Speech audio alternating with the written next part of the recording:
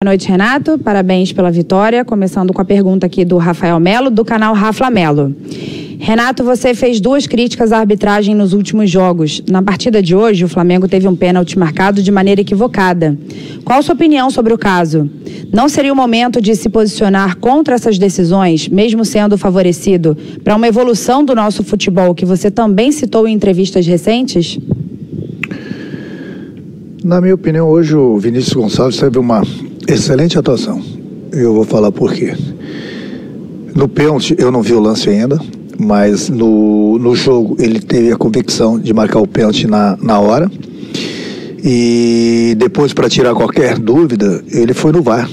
E ali eu acho que você não pode ter dúvidas. No momento que você vai ver o lance no VAR, você vai ver de todos os ângulos e você vai ver se realmente foi pênalti ou não. E ele continuou com a convicção dele, viu as imagens, deu o pênalti. As expulsões, no meu entender, foram justas, até porque eu falei com o Diego falou que realmente ficou aborrecido na hora. E os outros gols foram normais, jogadas normais. Então, pelo menos na minha opinião, não é porque o Flamengo venceu, não. Eu sou totalmente a favor da boa arbitragem em todos os jogos. Já falei, eu não quero ser beneficiado. Mas hoje o árbitro teve a convicção do pênalti na hora e teve o tempo todo para ir no VAR e continuou com a convicção dele. Eu ainda não vi o lance, estou corrido, mal tomei banho ainda no vestiário, não cheguei a ver o lance. Agora, ele tirou todas as dúvidas dele com o VAR. Mas o que eu acho engraçado, já que as pessoas têm opinião e eu respeito, eu acho engraçado que lá em Chapecó ninguém chamou o árbitro para ver se foi pênalti no Gabriel ou não. Aí ele poderia tirar dúvida, poderia nem ter dado o pênalti, mas ele teria ido no VAR e teria visto se foi pênalti ou não. Lá ninguém chamou ele, e o pênalti foi legítimo, e o goleiro tinha que ser expulso. E ninguém chamou o árbitro do jogo.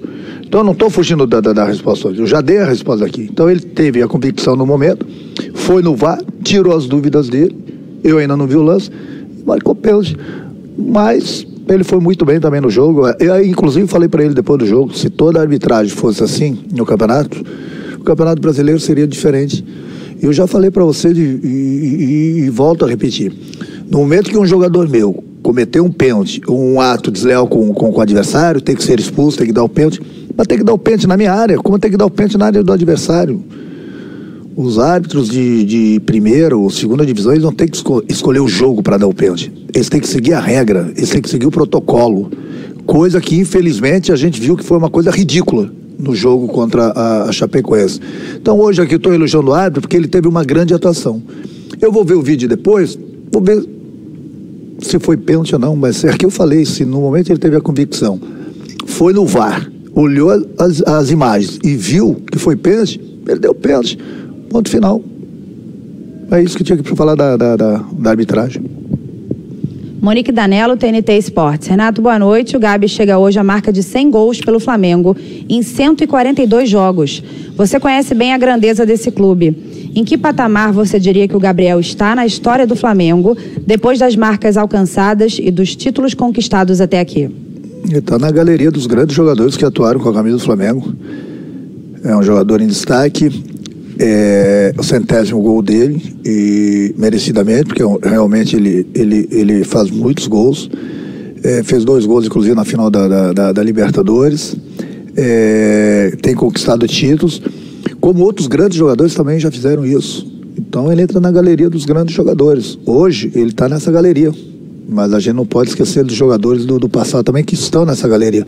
Então eu acho que para a felicidade dele, ele está se juntando, ou já se juntou, aos grandes jogadores, que nós temos inúmeros grandes jogadores já que vestiram essa camisa aqui, esse manto aqui, e fizeram história no Flamengo, que sem dúvida alguma é um grande clube. Gustavo, do canal Gustavo Henrique, dando choque. Renato, mais uma arbitragem ruim. Está realmente provado que o Gaciba tem que ser demitido da comissão de arbitragem urgentemente? Não, eu volto a repetir, a atuação do Vinícius Gonçalves hoje me agradou bastante, não pelo resultado do jogo, eu gostei muito da atuação dele. Quanto ao Gaciba, as pessoas acham que eu tenho alguma coisa contra o Gaciba, eu não tenho nada contra o Gaciba. Eu quero somente que nós tenhamos uma arbitragem em todos os jogos, principalmente com o VAR, uma boa arbitragem em todos os jogos. A gente não pode toda rodada ter problema com a arbitragem. tendo o VAR. É inadmissível isso. Então não é porque o Gaciba é o chefe da arbitragem, ele que escala, ele tem que saber o que ele está fazendo. Não tenho nada contra ele, não. Pelo contrário, ele é até meu conterrâneo. Agora, a gente espera que as arbitragens, principalmente, volto a repetir, com o VAR, é inadmissível, as pessoas têm que entender isso, inadmissível você errar com essa ferramenta. Inadmissível. Você tem todas as imagens. É só o VAR chamar, na hora certa, em todos os lances duvidosos dentro da área. Não é o VAR que tem que falar pro árbitro, não foi pênalti. Não é o VAR. Ele tem que chamar, o árbitro é o cara que manda no jogo. Então quem manda no jogo tem que decidir se foi pênalti ou não. O VAR tem que chamar o árbitro. Qualquer dúvida, chama o árbitro. E é aí que eu falo que é inadmissível o árbitro errar, porque ele tem as imagens, ele tem a ferramenta.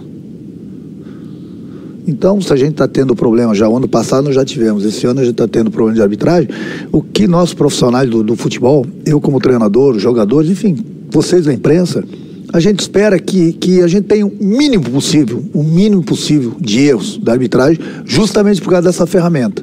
Não adianta ter essa ferramenta e a cada rodada do campeonato, esse clube, aquele clube, ou vários clubes reclamando da arbitragem. Uma ferramenta dessa é inadmissível. Essa é a minha opinião. Não tem nada contra o Gaciba, não. O Gaciba, qualquer outra pessoa.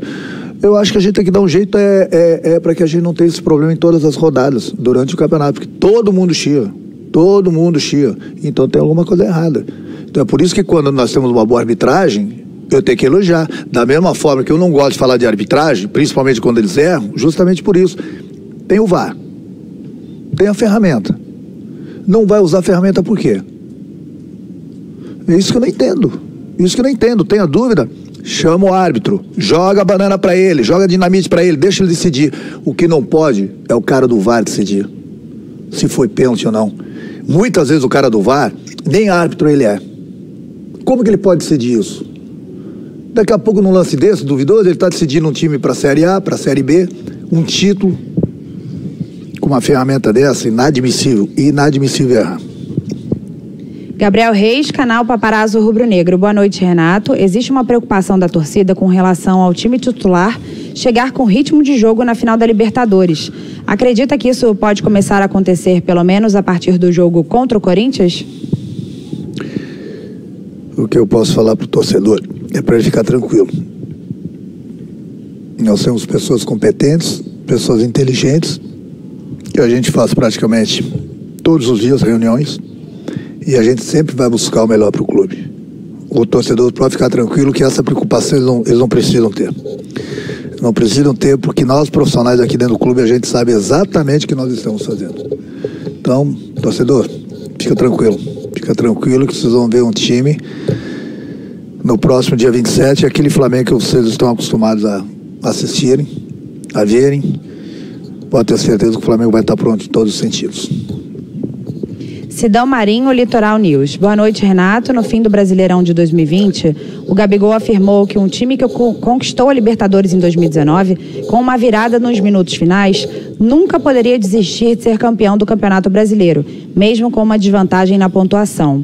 Esse é o mesmo pensamento que você e seu elenco possuem, mesmo com 11 pontos a menos que o líder? Sim, é lógico. Por isso que hoje eu usei, inclusive, alguns jogadores que no próximo dia 27 vão jogar. Agora, alguns jogadores, o que eu falo, eles estavam no limite deles. Se põe para jogar, não vai jogar dia 27. Nós não desistimos do Campeonato Brasileiro. Nós estamos lutando. Eu falei para vocês já algumas rodadas atrás que enquanto a gente tiver chances matemáticas, a gente vai brigar pelo Brasileiro. Mas não vamos ser burros. Nós vamos brigar pelo Brasileiro com inteligência. Já, exatamente por isso. Não vamos desistir do campeonato, mas ao mesmo tempo a gente tem que fazer as coisas que devem ser feitas para o dia 27 também. Lá atrás, bem lá atrás, eu falei que 3 competições ia complicar. Então hoje a gente está corrigindo algumas coisinhas que nós cometemos errado lá atrás, e não foi por falta de aviso, mas não vamos mais errar. Nós temos uma decisão no próximo dia 27, e nós estamos fazendo as coisas direitinho. A gente está cuidando do grupo, cuidando dos jogadores que estão no limite, recuperando os jogadores que estão no departamento médico, dando ritmo de jogo para todo mundo, para que no próximo dia 27 a gente possa estar aí, de repente, Deus quiser, com 100% dos jogadores, bem, tanto na parte física, recuperados, e com ritmo de jogo para que a gente possa fazer essa final contra o Palmeiras. Mas eu volto a repetir, nós não desistimos do Campeonato Brasileiro ainda não. Tanto é que nós vencemos o Bahia. Se nós tivéssemos desistido do Campeonato Brasileiro, colocaríamos uma equipe de garotos para jogar esses últimos jogos, e não é o caso. Então, quando a gente falou que nós estamos dando ritmo para os jogadores, de jogo para todo mundo, recuperando os jogadores no departamento médico, segurando alguns jogadores em alguns jogos porque eles estão no limite, a gente está sendo inteligente, porque nós estamos de olho no Campeonato Brasileiro, mas também estamos de olho ali na frente, que é o final da Libertadores. Wesley Ramon, Portal Urubu Interativo. Renato, boa noite. Como já vem sendo algo natural, Michael vem se destacando a cada jogo que passa. Sempre que o atacante pega na bola, a torcida já espera alguma boa jogada dele. Hoje o jogador pode ser considerado o seu trunfo em campo? Eu vou contar uma historinha do Michel. Quando eu cheguei no Flamengo, tem a mulher de um amigo meu que pediu uma camisa do Flamengo. Eu dei uma camisa do Flamengo para ela. Ela falou: Renato, essa camisa não serviu porque ela é grande. E eu falei assim: olha só, para você, a única camisa que vai dar pelo teu corpo é do Michael. E o Michael, quando chega no Flamengo, tá muito embaixo. Ela me serve. Hoje, eles estão oferecendo 5 mil pela camisa dela do Michael. Você vê como é que são as coisas? Lá atrás ele estava embaixo, como você falou. Hoje ele está valorizadíssimo. E eu contei essa história para ele. Eu acho mais importante tudo que a gente conseguiu recuperar mais um jogador importante. Tem sido decisivo para a gente. E tenho certeza que ele vai continuar nos ajudando muito durante o Campeonato Brasileiro e lá no próximo dia 27. Então, quanto mais jogadores nós tivermos em condições, mais dor de cabeça eu vou ter. Mas essa dor de cabeça eu já falei que todo treinador gosta de ter. Caê Mota, GE. Renato, boa noite. Queria que você falasse sobre a tentativa de ter Gabriel e Bruno Henrique enfiados, que você já testou algumas vezes. É algo que te agrada como estrutura de jogo ou são experimentos para uma situação extrema, se necessário na final da Libertadores, por exemplo? Obrigado.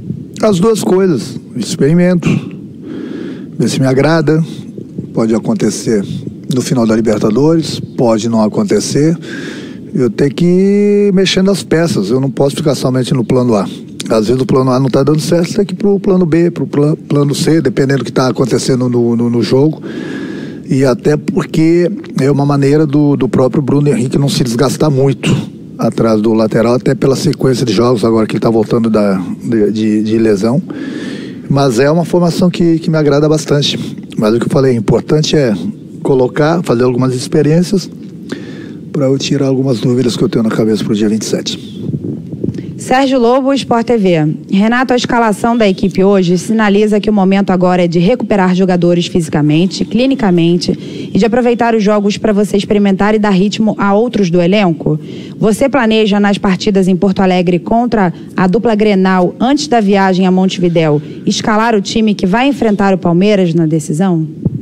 O Sérgio Lobo pode ficar tranquilo, que já mandei um recado para o nosso torcedor.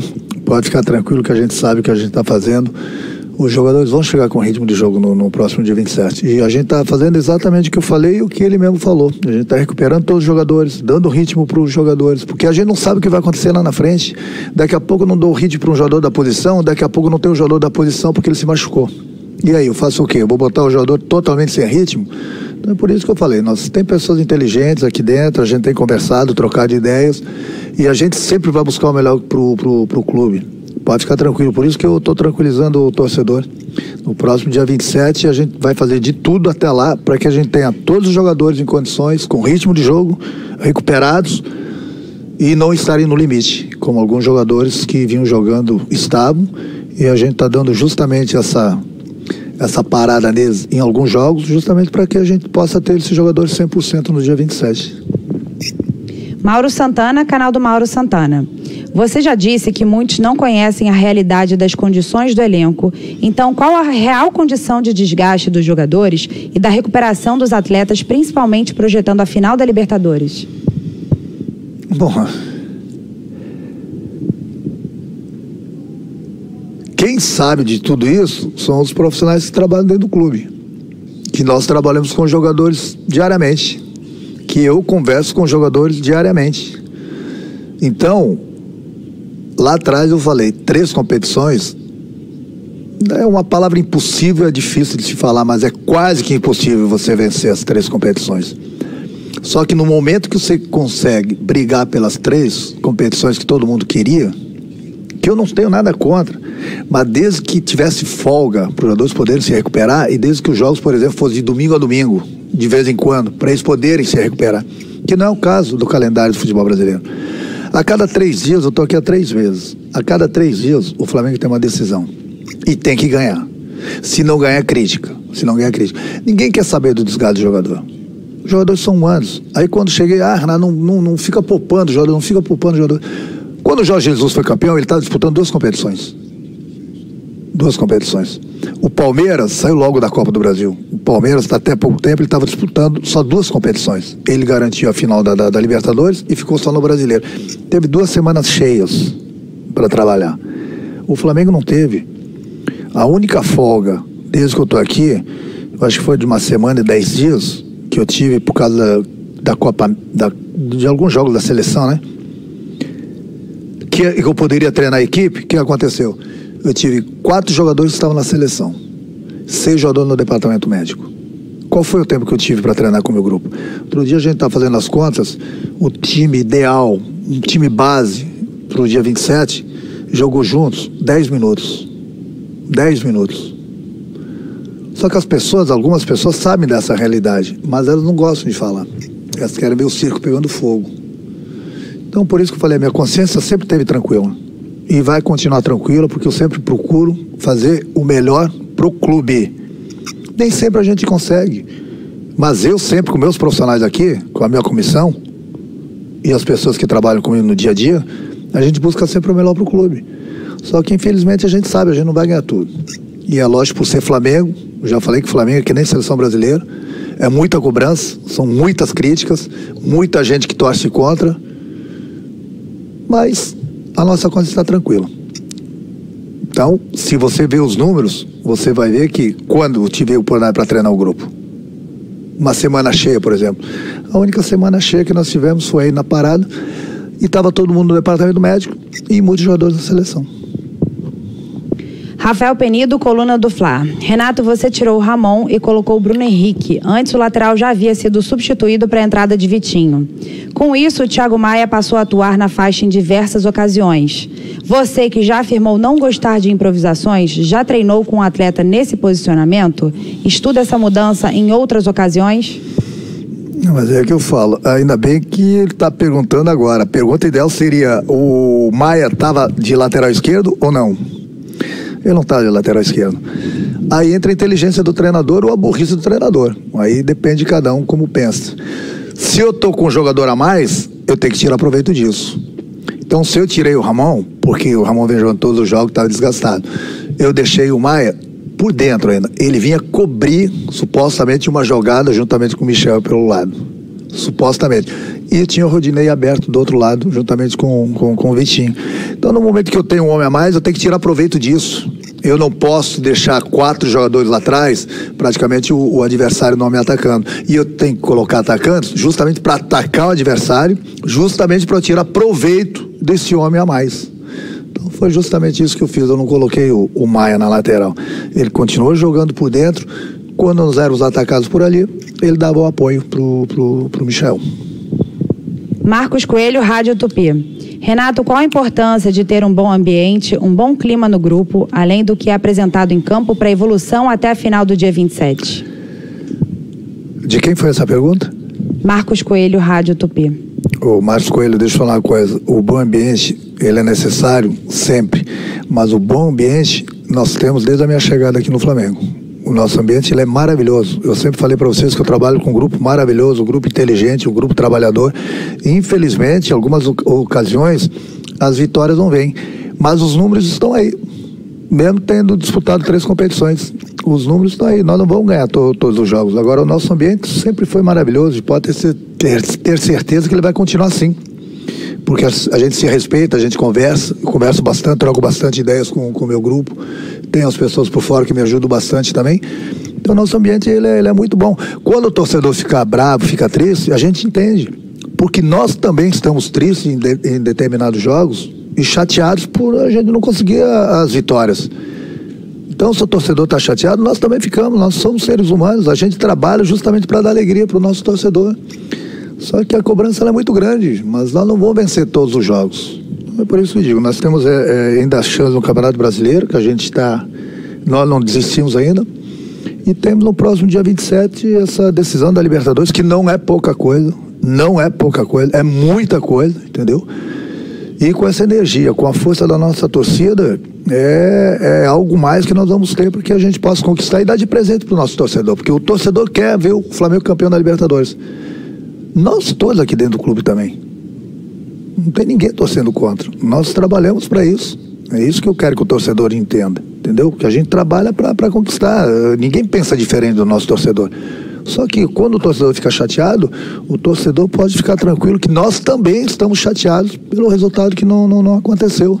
A gente sempre busca o melhor para dar essa alegria para eles. Ninguém fica sorrindo, fica brincando aqui nas derrotas. O nosso ambiente ele é muito bom, mas o torcedor pode ficar tranquilo que nós também ficamos tristes e muito chateados também com as derrotas. Última pergunta, Pedro Henrique Torre, ESPN. Boa noite, Renato. Diego hoje foi novamente capitão da equipe e teve um momento de descontrole que lhe custou uma expulsão desnecessária. O quanto é válido conversar com um jogador experiente de 36 anos e com um grupo sobre a parte mental depois do que ocorreu até visando a final do dia 27? O Diego, ele é um excelente capitão. O grupo gosta muito do Diego. O Diego tem, sempre que ele joga, ele tem nos ajudado bastante. Ele tem uma participação muito boa mesmo, com o capitão mesmo quando ele não joga. Hoje mesmo na entrada do campo ele colocou algumas palavras muito boas. E é difícil ver o Diego perder a cabeça como ele perdeu hoje. Ele já pediu desculpas lá pro grupo, ele sabe que ele errou, faz parte. Eu nunca tinha visto o Diego perder a cabeça dessa maneira aí, mas também tem que levar em consideração que lá dentro do campo, cabeça quente, né? Ele tomou uma cotovelada, foi lá, não devia ter feito aquilo, ele já pediu desculpas, mas ele é um capitão que a gente respeita. Ele tem uma liderança muito grande com o grupo.